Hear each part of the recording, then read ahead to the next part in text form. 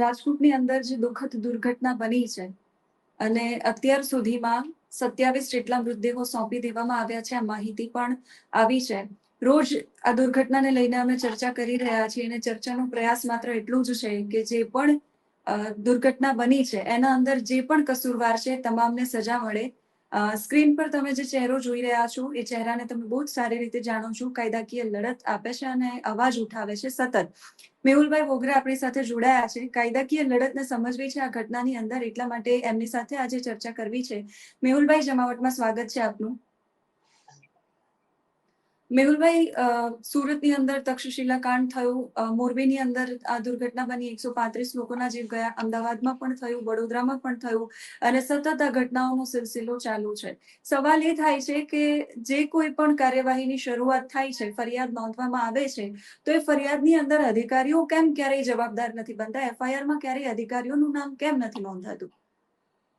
મોટા મોટા અધિકારીઓને છાવરવાનો એક સિલસિલો પેલા પણ તમામ ઘટનાઓમાં જોયા અને એ આ ઘટનામાં પણ કન્ટિન્યુ રાખવામાં આવ્યો છે.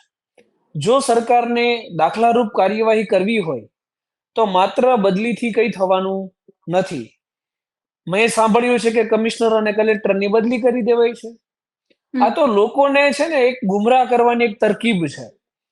જો ત્યાં હાલના એસપી, ત્યાંના કલેક્ટર, ત્યાંના કમિશનર એ ઇનોગ્રેશન કાર્યક્રમમાં જઈ શકતા હોય ને તો એમને ડિસમિસ કરી અને ઘરે બેસાડવા ને એ સરકારની જવાબદેહી છે. અને તો જ લોકોમાં એ વિશ્વાસ બેસે કે નહીં, અમે જાહેર જનતાની સેવા કરવા માટે અને જાહેર જનતાની સુખાકારી માટે અહીંયા બેઠા છીએ. હકીકતમાં આપણે કોઈ પણ સરકારને એટલા માટે જ ચૂનીએ છીએ કે આપણી સુખાકારી જાળવી રાખે, આપણી શાંતિ જાળવી રાખે. પણ હકીકતમાં આવું ક્યારેય બનતું નથી. મોટા મોટા તમામ બનાવોમાં જે મોટા મોટા અધિકારીઓ છે, એટલે કોઈ ના કોઈ જગ્યાએ આપણને એવું લાગે કે જેટલા મોટા મોટા અધિકારીઓ છે કદાચ નેતાઓની પૂંછડી પકડીને બેઠા છે.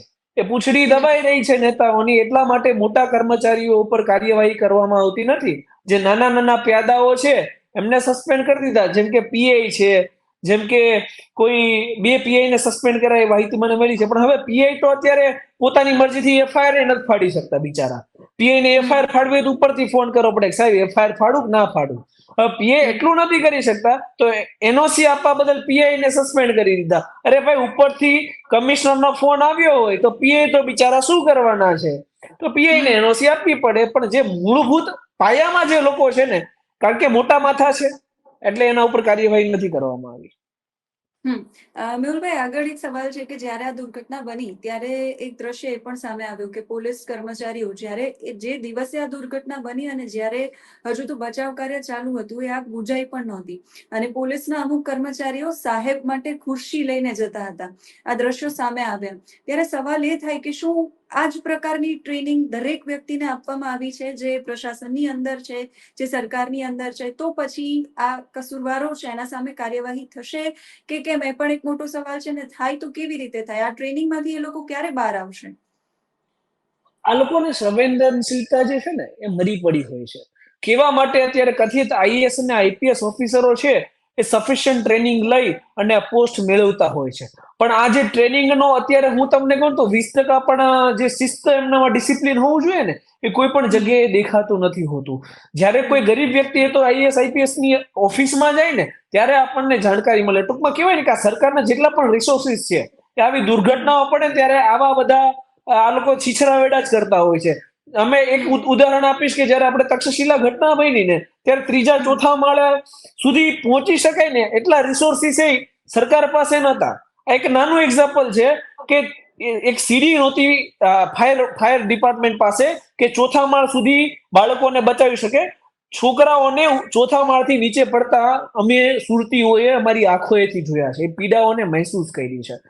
આ જેટલા પણ સરકારી બાબુઓ છે ને એમને માત્ર ને માત્ર કવર લેવામાં ઇન્ટરેસ્ટ છે. અને હું તો ઓપનના સ્ટુડિયો મારફતે કહું છું. અને તેમ છતાંય કોઈ મારી ઉપર કાર્યવાહી નહીં કરી શકે, કારણ કે લોકો જાણે છે અને જગ જાહેર છે કે હરેક આઈપીએસ અને આઈએએસ ઓફિસર છે એ કવર સિસ્ટમથી બંધાયેલો છે. અને આ કવર સિસ્ટમ એટલે કે જે દર દિવાળીએ ₹1,00,000 ₹2,00,000 નું કવર જતું રહે ને એના કારણે જ આપણે આ દુર્ઘટનાઓ ભોગવી રહ્યા છે. અને જે આ ટીઆરપી ગેમ ઝોન થયો ને એટલું આટલું મોટું ટેમ્પરરી સ્ટ્રક્ચર બની ગયું જે 3 વર્ષ without any kind of NOC. મને તો એ નથી સમજ પડતી કે આ દેશની અંદર ગ્રુડા છે, ગુજરાતની અંદર, પછી બીએમસી એક્ટ છે, રેરા એક્ટ છે, એવું કઈ શોભાના ગાંઠિયા છે?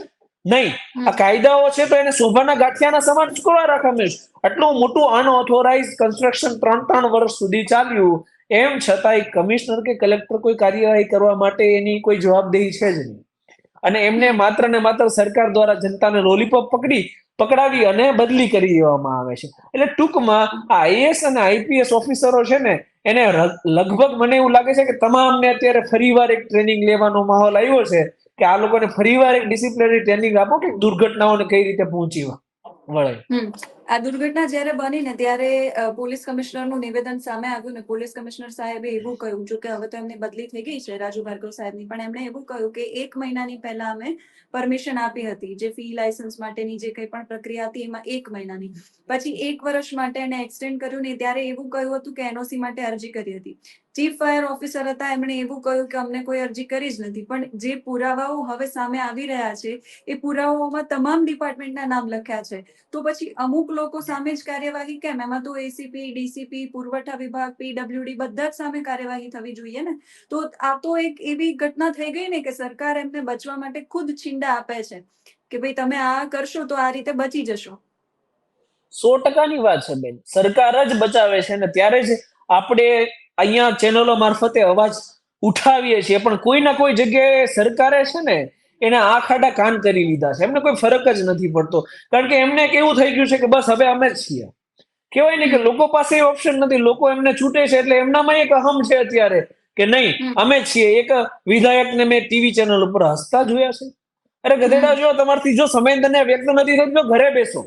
શા માટે લોકોની લાગણીઓને તમે, જે લોકોએ પીડિતોએ પોતાના અંગતોને ખોયા છે, એમની લાગણી દુભાવી રહ્યા છો?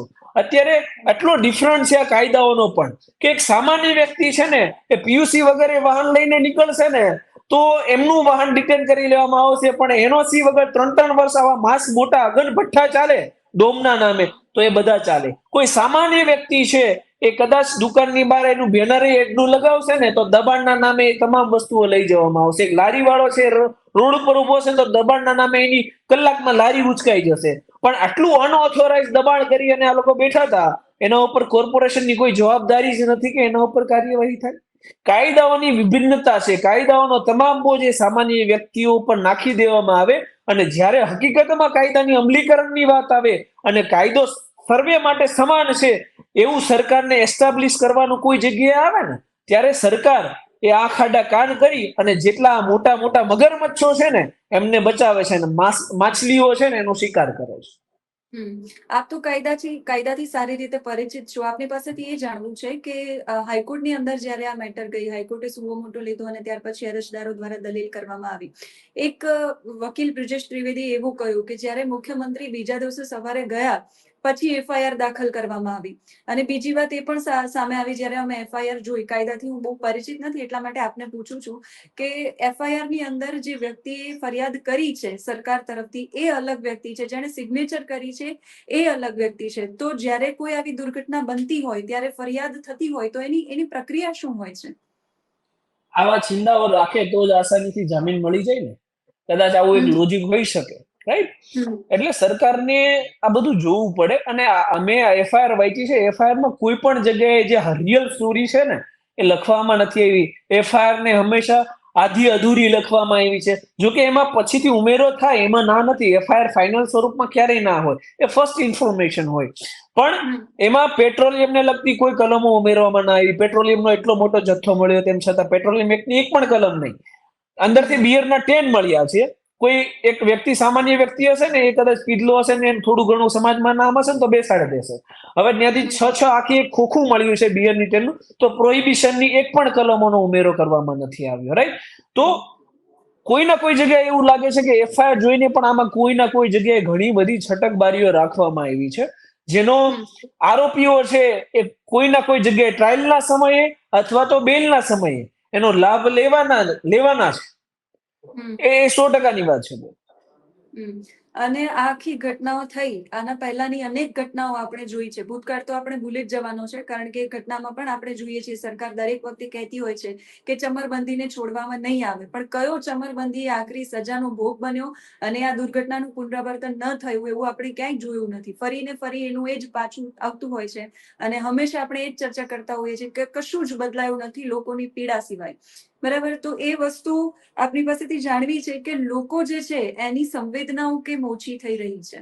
લોકો બોલતા પણ બંધ થઈ ગયા છે. સ્વાભાવિક છે કે જેની સાથે દુર્ઘટના બની છે પરિવારજનો અત્યારે એટલા હોશમાં ના હોય, કારણ કે એમને સામાન્ય રીતે જો મૃત્યુ થયું હોય ને તો તમે ચહેરો જોઈ શકો, પણ અહીંયા તો ચહેરો જોવા નથી મળ્યો. તો એ લોકો ના બોલી શકે, પણ બાકી બધા લોકો જે છે જેને બોલવું જોઈએ, કારણ કે મૌન એટલે અમે સતત કહી રહ્યા છીએ કે જો તમે ચૂપ રહેશો તો તમે મંજૂરી આપો છો કે આવી ઘટનાઓ ફરીવાર બનશે, તો એનાથી તમને કોઈ ફરક નહીં પડે. તો એ સંવેદનાઓ ક્યાં જતી રહી લોકોની? અત્યારે બેન લોકો છે ને એ અર્થી ઉપાડવા માટે તૈયાર છે, પણ અવાજ ઉપાડવા માટે તૈયાર નથી. આ ગુજરાત રાજ્યની જનતા કોઈ ના કોઈ જગ્યાએ, હું આપણા માધ્યમથી કહીશ કે ડરપોક અને ભયભીત છે. કે લોકો છે એ સરકાર સામે અવાજ ઉઠાવી નથી શકતા. કોઈ ના કોઈ જગ્યાએ એમને ડર છે કે અમે અવાજ ઉઠાવીશું તો અમને અંદર કરી દેવામાં આવશે, કાલે ઉઠીને પીસીઆર નો ડબ્બો અમારી ઘરે આવી જશે. પણ એવું કઈ જ નથી થવાનું. જ્યારે તમારી સાથે કઈ ખોટું થયું છે ત્યારે તમારામાં એ તાકાત તો હોવી જોઈએ. ભલે આંખ ઉઠાવીને નહીં, પણ આંખ મિલાવીને તમે સરકારને એ સવાલ પૂછી શકો કે આવું ક્યાં સુધી.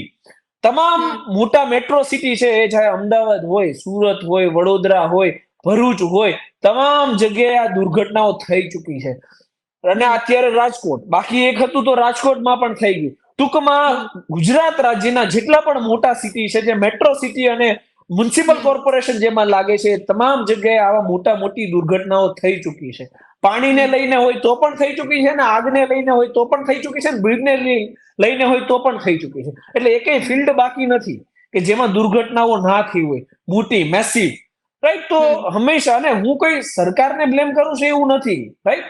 જે તે સમયે બીજા રાજ્યોમાં પણ આવી ઘટનાઓ બની છે, જેને આપણે ભોપાલ ગેસ લીકેજને કદાચ યાદ કરીએ, સરકાર ત્યારે જેની હોય એની, પણ એ સમયે 6,000 લોકો મૃત્યુ પામ્યા હતા અને 6 લાખ લોકોને એની અસર થઈ હતી. તો જો એનો ચેરપર્સન હતો ને એન્ડરસન, એને સરકારે અહીંયાથી યુએસએ મોકલી દીધો હતો. એના ઉપર કોઈ કાર્યવાહી નહોતી કરી. એટલે ભારત દેશની અંદર કોઈ ના કોઈ જગ્યાએ મને અંગત રીતે એવું મહેસૂસ થાય કે સામાન્ય વ્યક્તિની જે જીવનનું કિંમત છે ને, એ કે ઘેટા બકરા જેટલું છે. કે કેમ ઘેટું બકરું હોય, પાલતું હોય, લાભ હોય ત્યાં સુધી એને નીચોવાનું હોય, પછી એ કતલખાને જ પડ્યું હોય. તો સેમ સિચ્યુએશન ભારત દેશના લોકોની છે, ગુજરાતના લોકોની છે, કે જ્યાં સુધી એમનો લાભ લેવાનો છે ત્યાં સુધી લેવાશે, બાકી એમને રજડતા પડતા મૂકી દેવામાં આવે છે કે તમારી જિંદગી છે, તમે જીવી ખાઓ, અમને કોઈ ફરક નથી પડતો. તમારા છોકરા ચાહે આગમાં ભૂંજાઈને મરે, તમારા છોકરા ચાહે પાણીમાં ડૂબીને એક્સપાયર થઈ જાય, અમને કોઈ ફરક પડતો નથી. જનતા જ્યાં સુધી જાગૃત થઈને અવાજ નહીં ઉઠાવે ને બેન, ત્યાં સુધી આવી ઘટનાઓ આજે બની છે, ભૂતકાળમાં પણ બની છે અને ભવિષ્યમાં પણ બનવાની છે. મેં કીધું ને કે રેરા હોય, ગ્રુડા હોય કે બીએમસી એક્ટ હોય, એ શોભાના ગાંઠિયા નથી. એમાં તમામ કાયદાઓ તો છે જ. લોકોને કદાચ એવું થતું હશે કે દેશમાં કાયદામાં કઈ લેવાનું નથી, અર્થવ્યવસ્થામાં કઈ લેવાનું નથી, ન્યાયતંત્રમાં કઈ લેવાનું નથી. નહીં, હરેક વસ્તુમાં, તમામ વસ્તુમાં લેવાનું છે. હરેક કાયદાઓ બનાવવામાં આવ્યા છે કે કોઈ પણ આટલી મોટી તમે ઇમારત બનાવો છો, ડોમ બનાવો છો, તો એન્ટ્રી અને એક્ઝિટ 2 રસ્તા હોવા જોઈએ. આમાં તો એક ટેમ્પરરી સ્ટ્રક્ચરની અંદર 2 ફ્લોર બનાવવામાં આવ્યા. ઉપરથી એન્ટ્રી અને એક્ઝિટ માટે એક જ રસ્તો, એટલે એક જગ્યાએ આગ લાગે તો વ્યક્તિ બહાર નીકળી જ ના શકે. તો જો કાયદાઓમાં પ્રોવિઝન છે સ્પેસિફાઈડ કે તમારે ફાયર સેફટીના સાધન હોવા જોઈએ, એન્ટ્રી એક્ઝિટ માટે રસ્તાઓ હોવા જોઈએ, તો કોઈ ના કોઈ જગ્યાએ એવા ભ્રષ્ટ અધિકારીઓ છે ને, જે કવર લઈ અને પૈસા લઈ અને મંજૂરીઓ આપી દે છે, એમને ડિસમિસ કરી અને ઘરે બેસાડી દેવા જોઈએ. જે કામ સરકારનું છે, કોઈ વકીલ કે કોઈ ન્યાયતંત્રનું નથી. જજ પાસે સત્તા નથી કે કોઈ આઈએએસ કે આઈપીએસ ઓફિસરને ડિસમિસ કરી શકે. એ માત્ર સરકાર પાસે સત્તા છે. તો સરકાર જો આવી કાર્યવાહી કરે તો આવી ઘટનાઓનું પુનરાવર્તન અટકે અને લોકો અવાજ ઉઠાવતા થાય ને, તો આવી ઘટનાઓ બંધ થાય. એટલે મેટ્રો સિટી આમ તો મોડેલ હોવા જોઈએ, પણ મેટ્રો સિટી છે એમાં જ આવી દુર્ઘટનાઓ બને છે. અને જેટલી પણ ગેરરીતિ ન થવી જોઈએ, તમામ ગેરરીતિ, તમામ પ્રકારના કાયદાઓનું ઉલ્લંઘન આ ગેમ ઝોનની અંદર હતું. આ પહેલા પણ આવી જેટલી પણ ઘટનાઓ બની, એમાં પણ એસઆઈટી બેસાડવામાં આવી, તપાસ કરવામાં આવી, અને ત્યાર પછી શું થયું એ આપણે સૌ જાણીએ છીએ. એક સવાલ અંતિમ આપને એ પૂછવો છે કે જો આ દુર્ઘટના થઈ, કસૂરવારોને સજા, અત્યારે હમણાં જ અમે સમાચાર સાંભળ્યા કે જે ટાઉન પ્લાનિંગ ઓફિસર છે એને ક્રાઇમ બ્રાન્ચે ચાલુ મીટિંગમાંથી ઉઠાવી લીધા છે અને ટીપીઓની અને જે બીજા અધિકારીઓ છે એમની પૂછપરછ ચાલી રહી છે, ફાયર ઓફિસરની. સજા શું હોવી જોઈએ? સજા આમાં એફઆઈઆર માં ઓલરેડી કલમો ઉમેરી દેવામાં આવી છે. 304 નો ઉમેરો કરવામાં આવ્યો છે, 308 નો ઉમેરો કરવામાં આવ્યો છે. કલ્પેબલ હોમિસાઇડ જેને કહેવાય સાપરાધ મનુષ્યવધ, તો એ લોકોને લાઈફ ઇમ્પ્રિઝનમેન્ટ સુધીની સજા તો મળવાની જ છે. કોઈના કોર્ટ જામીન નહીં કરે એની મને ખાતરી છે. ન્યાયતંત્ર તો મૂકવાનું જ નથી, ચાહે સરકાર ઉપર ભલે ભરોસો ના હોય, ન્યાયતંત્ર ઉપર તો ભરોસો છે જ. ન્યાયતંત્ર છે જ એટલે આ બુનિયાદ ટકી રહી છે. ન્યાયતંત્રે શું મોટો પણ લઈ લીધી છે. કદાચ સરકાર એમને બક્ષી દેશે પણ ન્યાયતંત્ર નહીં બક્ષે. જે પણ લોકો કસૂરવાર છે એમને આરોપી ન્યાયતંત્ર તો બનાવશે, રાઈટ? તો એમને લાઈફ ઇમ્પ્રિઝમેન્ટ થવાની છે. અને આમાં હજુ આરોપી કોણ કોણ બનવા જોઈએ? તો કે એસએમસી રિલેટેડ જે બી ટાઉન પ્લાનર હોય, જે એના કાર્યક્ષેત્રમાં આવતું હોય, એ આરોપી બનવા જોઈએ. એસએમસી કમિશનર આરોપી બનવા જોઈએ. જે પોલીસ કર્મચારીઓને સસ્પેન્ડ કરવાથી માત્ર કંઈ ના થાય, એમને આરોપી બનાવવા પડે. જે પોલીસ કમિશનરની બદલી થઈ છે એને બદલીથી કંઈ ના થાય, એમને પણ આરોપી બનાવવા પડે. માત્ર ને માત્ર માલિકોને આરોપી બનાવી દેવાથી કંઈ ના થઈ જાય. માલિકોને ઉપર બધો દોષનો ટોપલો ઠાલવી દો તો કંઈ ના થઈ જાય. માલિકો છે એ તો સજા ભોગવશે, પણ માલિકોના પાસેથી કવર લઈને જેને આ અગન ભઠ્ઠી સમાન ડોમ ચાલુ રહેવા દીધો ને, એ તમામ આઈએએસ અને આઈપીએસ ઓફિસરને આરોપીના લિસ્ટમાં ઉમેરવામાં આવે ને, ત્યારે હકીકતમાં આ જે મૃતકો છે ને એમને ખરા અર્થમાં શ્રદ્ધાંજલિ અને ન્યાય મળ્યો કહેવાય. આભાર મેહુલભાઈ, આપ અમારી સાથે જોડાયા માટે. ધન્યવાદ. તો આ હતા મેહુલ બોગરા, એડવોકેટ મેહુલ બોગરા, કે જે સતત જનતા માટે અવાજ ઉઠાવી રહ્યા છે અને એમનો, અમારો અને સાથે અમે જેટલી પણ ચર્ચાઓ કરી રહ્યા છીએ બધાનો એક જ અવાજ છે કે બસ જે પણ થયું છે એનું પુનરાવર્તન ન થવું જોઈએ. જે પરિસ્થિતિ, જે દારૂણ પરિસ્થિતિ સર્જાઈ છે, જે વ્યથા, જે પીડા પરિવારજનો ભોગવી રહ્યા છે, એ જ પીડા, એ જ વ્યથા બીજા કોઈ પરિવારોને ન ભોગવવી પડે. જો જનતા ઈચ્છે તો બધું જ કરી શકે છે. મેં પહેલા પણ કહ્યું હતું ને અત્યારે ફરી એકવાર કહું છું કે જનતા ઈચ્છે તો જનપ્રતિનિધિ કે સરકાર છે એને નમવું જ પડે, ઝૂકવું જ પડે, અને આરોપીઓ છે એને કડકમાં કડક સજા થતા કોઈ જ અટકાવી ન શકે. ન્યાય મેળવવો પણ જનતાના હાથમાં છે અને તમામ પ્રકારની લડત આપવી પણ જનતાના હાથમાં છે. ચૂપ રહેવું અને જાગૃત થઈને બોલવું, આ બધું જ જનતાના હાથમાં છે. અને એટલે જ અમે કહી રહ્યા છીએ કે મૌન રહેવાનો સમય હવે નથી. હવે બહુ થઈ ગયું. આવી ઘટનાઓ છે એનું પુનરાવર્તન હવે ફરી ક્યારેય ન થવું જોઈએ. એ પ્રકારનો નિર્ણય હવે આપણે તમામે સૌએ કરવાનો છે, જનતાએ કરવાનો છે.